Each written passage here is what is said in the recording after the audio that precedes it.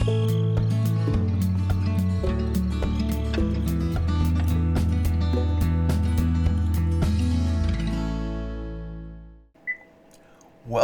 to Thueringer for Farming Simulator 15. We now continue in our reading of The Octopus, A Story of California by Frank Norris, in Book 2, Chapter 5. About an hour later, the two reached the ranch house, but as Heron rode up the driveway, he uttered an exclamation. "Hello," he said, "something is up. That's Genslinger's buckboard." In fact, the editor's team was tied underneath the shade of a giant eucalyptus tree nearby. Heron, uneasy under this unexpected visit of the enemy's friend, dismounted without stabling his horse, and went at once to the dining room where visitors were invariably received. But the dining room was empty, and his mother told him that Magnus and the editor were in the office. Magnus had said they were not to be disturbed. Early in the afternoon, the editor had driven up to the porch and had asked Mrs. Derrick, whom he found reading a book of poems on the porch, if he could see Magnus. At the time, the governor had gone with Phelps to inspect the condition of the young wheat on Hooven's holding, but within half an hour he returned, and Genslinger had asked him for a few moments to talk in private. The two went into the office, Magnus locking the door behind him. "Very complete you are here, Governor," observed the editor in his alert, jerky manner, his black, bead-like eyes twinkling around the room from behind his glasses. "Telephone, safe, ticker, account books. Well, that's progress, isn't it? Only way to manage a big ranch these days. But the day of the big ranch is over. As the land appreciates in value, the temptation to sell off small holdings will be too strong. And then the small holding can be cultivated to better advantage. I shall have an editorial on that some day." "The cost of maintaining a number of small holdings," said Magnus indifferently, "is of course greater than if they were all under one management." That may be, rejoined the other. There was a long pause. Genslinger leaned back in his chair and rubbed a knee. Magnus, standing erect in front of the safe, waited for him to speak. "This is an unfortunate business, Governor," began the editor. "This misunderstanding between the ranchers and the railroad. I wish it could be adjusted. Here are two industries that must be in harmony with one another, or we shall all go to pot."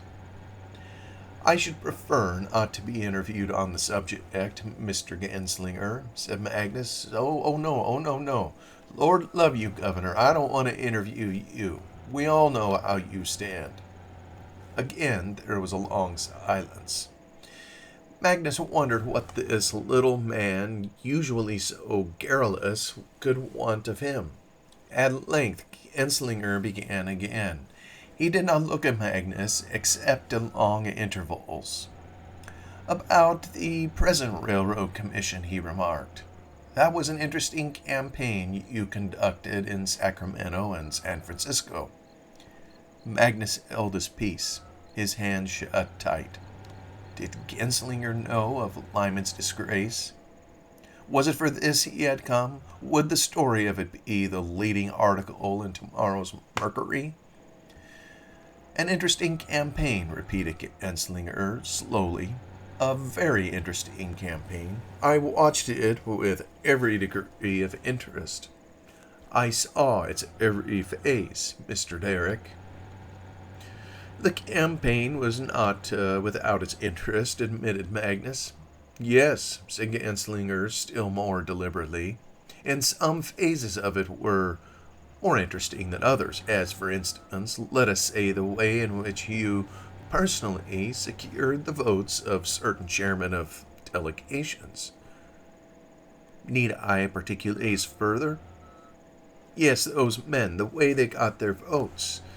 Now that, I should say, Mr. Derrick, was the most interesting move in the whole game. To you. Curious, he murmured musingly. Let's see, you deposited two $1,000 bills and four $500 bills in a box. 308 was the number. In a box in the safety deposit vaults in San Francisco. And then, let's see, you gave a key to this box to each of the gentlemen in question. And after the election, the box was empty. Now, I call that interesting. Curious, because it's a new, safe, and highly ingenious method of bribery. How did you happen to think of it, Governor? Do you know what you are doing, sir? Magnus burst forth. Do you know what you are insinuating here in my own house? Why, Governor, returned the editor blandly, I'm not insinuating anything. I'm talking about what I know. It's a lie. Genslinger rubbed his chin reflectively. Well, he answered, you can have a chance to prove it before the grand jury if you want to. My character is known all over the state, blustered Magnus. My politics are pure politics. No one needs a better reputation for pure politics than the man who sets out to be a briber, interrupted Genslinger. And I might as well tell you, Governor, that you can't shout me down. I can put my hand on the two chairmen you bought before it's dark today. I've had their depositions in my safe for the last 6 weeks. We could make the arrests tomorrow if we wanted. Governor, you sure did a risky thing when you went into that Sacramento fight. An awful risky thing. Some men can afford to have bribery charges preferred against them. And it won't hurt one little bit. But you, Lord, it would bust you, Governor, bust you dead. I know all about the whole shenanigan business from A to Z. And if you don't believe it, here. He drew a long strip of paper from his pocket. Here's a galley proof of the story. Magnus took it in his hands. There under his eyes, scare-headed, double-leaded, the more important clauses printed in bold type, was the detailed account of the deal Magnus had made with the two delegates. It was pitiless, remorseless, bald. Every statement was substantiated, every statistic verified with Genslinger's meticulous love for exactness. Besides all that, it had the ring of truth. It was exposure, ruin, absolute annihilation. And that's about correct, isn't it? Commented Genslinger as Derrick finished reading. Magnus did not reply. I think it's correct enough, the editor continued. But I thought it would only be fair to you to let you see it before it was published. The one thought uppermost in Derrick's mind is one impulse of the moment, at whatever cost to preserve his dignity, not to allow this man to exult in the sight of one quiver of weakness, one trace of defeat, one suggestion of humiliation. By an effort that put all his iron rigidity to the test, he forced himself to look straight into Genslinger's eyes. I congratulate you, he observed, handing back the proof, upon your journalistic enterprise. Your paper will sell tomorrow. Oh, I don't know as I want to publish a story, remarked the editor indifferently, putting away the galley. I'm just like that. The fun for me is running down a good story to earth. But once I've got it, I lose interest. And then I wouldn't like to see you, holding the position you do, president of the league and a leading man of the county. I wouldn't like to see a story like this smash you over. It's worth more to you to keep it out of print than for me to put it in. I've got nothing much to gain but a few extra editions, but you, Lord, you could lose everything. Your committee was in the deal right enough. But your league, all the San Joaquin Valley, everybody in the state believes the commissioners were fairly elected. Your story, suddenly exclaimed Magnus, struck with an idea, will be thoroughly discredited just as soon as a new grain tariff is published. I have means of knowing that the San Joaquin rate, the issue upon which the board was elected, is not to be touched. Is it likely the ranchers would secure the election of a board that placed them false? No, we know all about that, answered Ganslinger, smiling. You thought you were electing a lineman easily.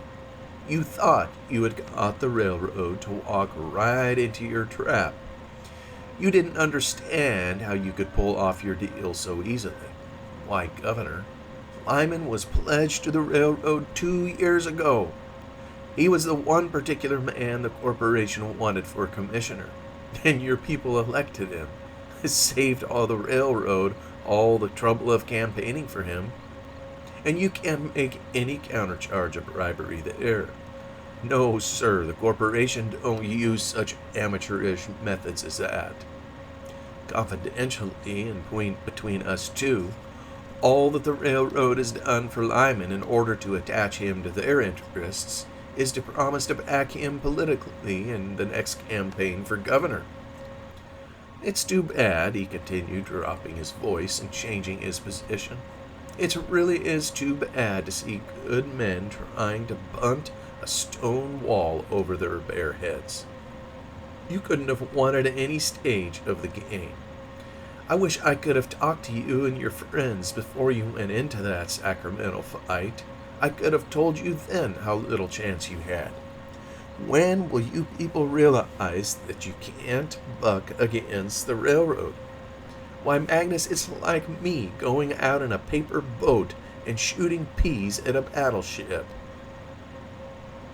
Is that all you wish to see me about, Mr. Ganslinger? Remarked Magnus, bestirring himself. I am rather occupied today. Well, returned the other, you know what the publication of this article would mean for you. He paused again, took off his glasses, breathed on them, polished the lenses with his handkerchief, and readjusted them on his nose. I've been thinking, Governor, he began again with renewed alertness, and quite irrelevantly, of enlarging the scope of the Mercury. You see, I'm midway between the two big centers of the state, San Francisco and Los Angeles, and I want to extend the Mercury's sphere of influence as far up and down the valley as I can. I want to illustrate the paper. You see, if I had a photo engraving plant of my own, I could do a good deal of outside jobbing as well, and the investment would pay 10%. But it takes money to make money. I wouldn't want to put in any dinky one-horse affair. I want a good plant. I've been figuring out the business. Besides a plant, there would be the expense of a high-grade paper. Can't print half-tones on anything but coated paper, and that costs.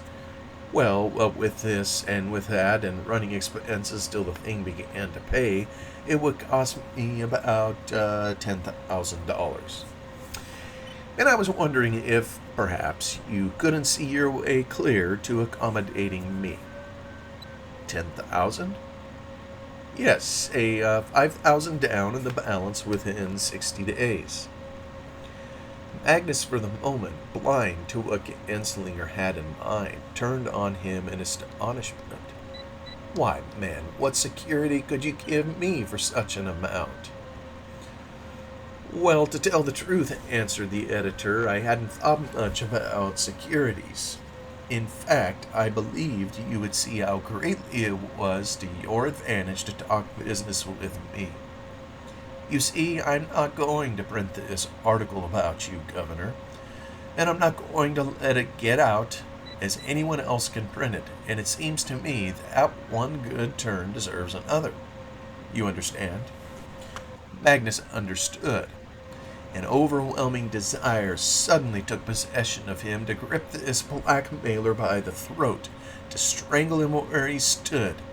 or if not, at least to turn upon him with that old-time terrible anger before which whole conventions had once cowered. But in the same moment the governor realized this was not to be. Only its righteousness had made his wrath terrible. Only the justice of his anger had made him feared. Now the foundation was gone from under his feet. He had knocked it away himself. 3 times feeble was he whose quarrel was unjust. Before this country editor, this paid speaker of the railroad, he stood convicted. The man had him at his mercy.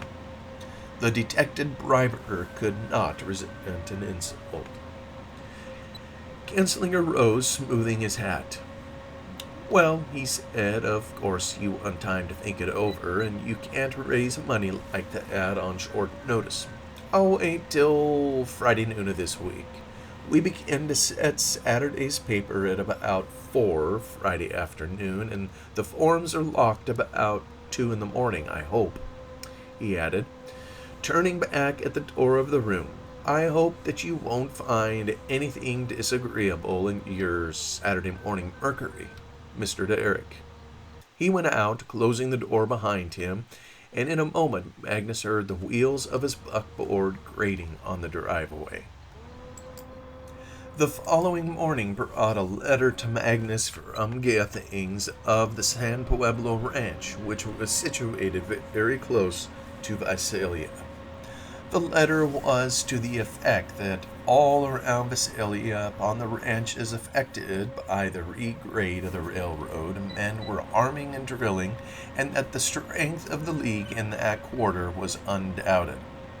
"But to refer," continued the letter, "to a most painful recollection, you will, no doubt, remember that at the close of our last committee meeting specific charges were made as to fraud in the nomination and election of one of our commissioners, emanating, most unfortunately, from the commissioner himself. These charges, my dear Derrick, were directed at yourself. How the secrets of the committee have been noised about I cannot understand. You may be, of course, assured of my own unquestioning confidence and loyalty. However, I regret exceedingly to state not only that the rumor of the charges referred to above is spreading in this district, but that also they are made use of by the enemies of the League. It is to be deplored that some of the Leaguers themselves, we number in our ranks many small farmers, ignorant Portuguese and foreigners, have listened to these stories and have permitted a feeling of uneasiness to develop among them. Even though it were admitted that fraudulent means had been employed in the elections, which of course I personally do not admit, I do not think it would make very much difference in the confidence which the vast majority of the Leaguers repose in their chiefs. Yet, we have so insisted upon the probity of our position as opposed to railroad chicanery that I believe it advisable to quell this distant suspicion at once. To publish a denial of these rumored charges would only be to give them too much importance. However, can you not write me a letter stating exactly how the campaign was conducted and the commission nominated and elected? I could show this to some more of the disaffected, and it would serve to allay all suspicion on the instant. I think it would be well to write as though the initiative came not from me, but from yourself, ignoring this present letter. I offer this only as a suggestion, and will confidently endorse any decision you may arrive at." The letter closed with renewed protestations of confidence. Magnus was alone when he read this. He put it carefully away in the filing cabinet in his office and wiped the sweat from his forehead and face. He stood for one moment, his hands rigid at his sides, his fists clenched. "This is piling up," he muttered, looking blankly at the opposite wall. "My God, this is piling up. What am I to do?" Ah, the bitterness of unavailing regret, the anguish of compromise with conscience, the remorse of a bad deed done in a moment of excitement. Ah, the humiliation of detection, the degradation of being caught like a schoolboy pilfering his fellows' desks, and worse than all, the consciousness of lost self-respect, the knowledge of a prestige vanishing, a dignity impaired, knowledge that the grip which held a multitude in check was trembling, that control was wavering, that command was being weakened. Then the little tricks to deceive the crowd, the little subterfuges, the little pretenses that kept up appearances, the lies, the bluster, the pose, the strut, the gasconade, where once was iron authority, the turning of the head so as not to see that which could not be prevented, the suspicion of suspicion, the haunting fear of the man on the street, the uneasiness of the direct glance, the questioning as to motives. Why had this been said? What was meant by that word, that gesture, that glance? Wednesday passed, and Thursday. Magnus kept to himself, seeing no visitors, avoiding even his family. How to break through the mesh of the net, how to regain the old position, how to prevent discovery. If there were only some way, some vast, superhuman effort by which he could rise in his old strength once more, crushing Lyman with one hand, Genslinger with the other, and for one more moment the last to stand supreme again, indomitable, the leader. Then go to his death, triumphant at the end, his memory untarnished, his fame undimmed. But the plague spot was in himself, knitted forever into the fabric of his being. Though Genslinger should be silenced, though Lyman should be crushed, though even the League should overcome the railroad, though he should be the acknowledged leader of a resplendent victory, yet the plague spot would remain. There was no success for him now. However conspicuous the outward achievement, he himself, Magnus de Eric, had failed, miserably and irredeemably. Petty material complications intruded, sordid considerations. Even if Genslinger was to be paid, where was the money to come from? His legal battles with the railroad, extending now over a period of many years, had cost him dear. His plan of sowing all the Los Muertos to wheat, discharging the tenants, had proved expensive. The campaign resulting in Lyman's election had drawn heavily upon his account. All along he had been relying upon a bonanza crop to reimburse him. It was not believable that the railroad would jump Los Muertos, but if this should happen, he would be left without resources. $10,000. Could he raise the amount? Possibly. But to pay it out to a blackmailer, to be held up thus in road agent fashion without a single means of redress, would it not cripple him financially?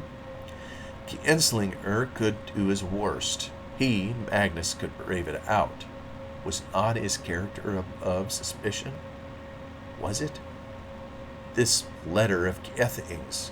Already the murmur of uneasiness made itself heard. Was this not the thin edge of the wedge?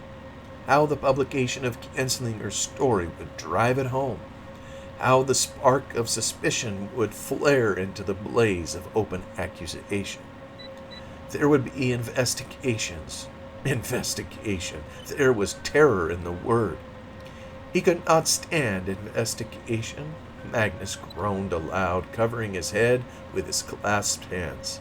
Briber, corrupter of government, ballot box stuffer, descending to the level of backroom politicians, of barroom healers. He, Magnus de Eric, statesman of the old school, Roman in his iron integrity, abandoning a career rather than enter the new politics, had, in one moment of weakness, hazarding all, even honor, on a single stake, taking great chances to achieve great results, swept away the work of a lifetime.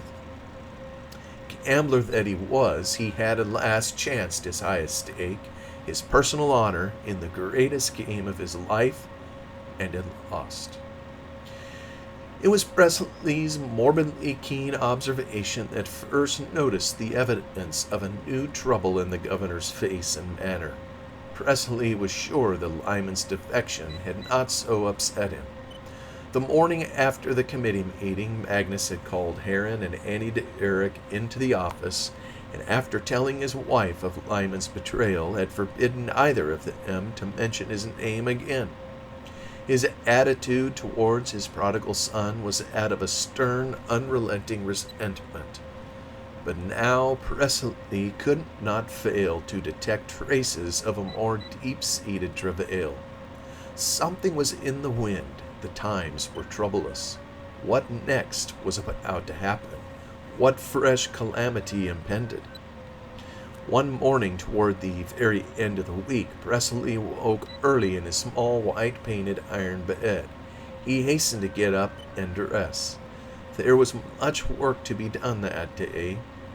Until late the night before, he had been at work on a collection of some of his verses gathered from the magazines in which they had first appeared. Presley had received a liberal offer for the publication of these verses in book form. The Toilers was to be included in this book, and indeed was to give it its name, The Toilers and Other Poems. Thus it was that until the previous midnight he had been preparing the collection for publication, revising, annotating, arranging. The book was to be sent off that morning. But also Presley had received a typewritten note from Annixter inviting him to Keene's Abbey that same day. Annixter explained that it was Hilma's birthday and that he had planned a picnic on the high ground of his ranch at the headwaters of Broderson Creek. They were to go in the carryall, Hilma, Presley, Mrs. Dyke, Sidney, and himself, and were to make a day of it. They would leave Keene's Abbey at 10 in the morning. Presley had at once resolved to go. He was immensely fond of Annixter, more so than ever since his marriage with Hilma and the astonishing transformation of his character. Hilma as well was delightful as Mrs. Annixter, and Mrs. Dyke and the little Tad had always been his friends. He would have a good time. But nobody was to go into Bonneville that morning with the mail, and if he wished to send his manuscript, he would have to take it in himself. He had resolved to do this, getting an early start and going on horseback to Keene's Abbey by way of Bonneville. It was barely 6 o'clock when Presley sat down to his coffee and eggs in the dining room of Los Muertos. The day promised to be hot, and for the first time Presley had put on a new khaki riding suit, very English-looking, though in place of the regulation top boots, he wore his laced knee boots with a great spur on the left heel. Heron joined him at breakfast in his working clothes of blue canvas. He was bound for the irrigating ditch to see how the work was getting on there. "How is the wheat looking?" asked Presley. "Bully," answered the other, stirring his coffee. "The governor has had his usual luck. Practically every acre of the ranch was sown to wheat, and everywhere the stand is good. I was over on 2 day before yesterday, and if nothing happens, I believe it will go 30 sacks to the acre there. Cutter reports that there are spots on 4 where we will get 42 or 3. Hooven, too, brought up some wonderful fine ears for me to look at. The grains were just beginning to show. Some of the ears carried 20 grains. That means nearly 40 bushels of wheat to every acre. I call it a bonanza year." "Have you got any mail?" said Presley, rising. "I am going to town." Aaron shook his head and took himself away, and Presley went down to the stable corral to get his pony.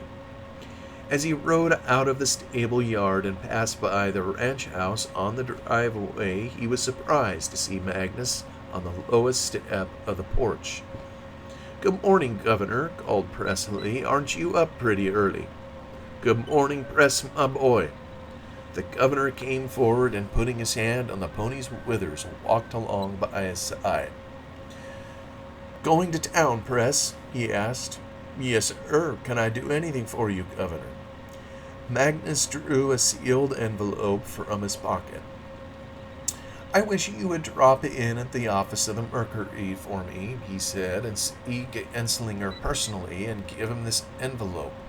It is a package of papers, but they involve a considerable sum of money, and you must be careful of them. A few years ago, when our enmity was not so strong, Mr. Genslinger and I had some business dealings with each other. I thought it as well just now, considering that we are so openly opposed, to terminate the whole affair and break off relations. We came to a settlement a few days ago. These are the final papers. They must be given to him in person, Presley. You understand?" Presley cantered on, turning into the county road and holding northward by the Mammoth watering tank and Broderson's popular windbreak. As he passed Carraher's, he saw the saloon keeper in the doorway of his place and waved him a salutation, which the other returned.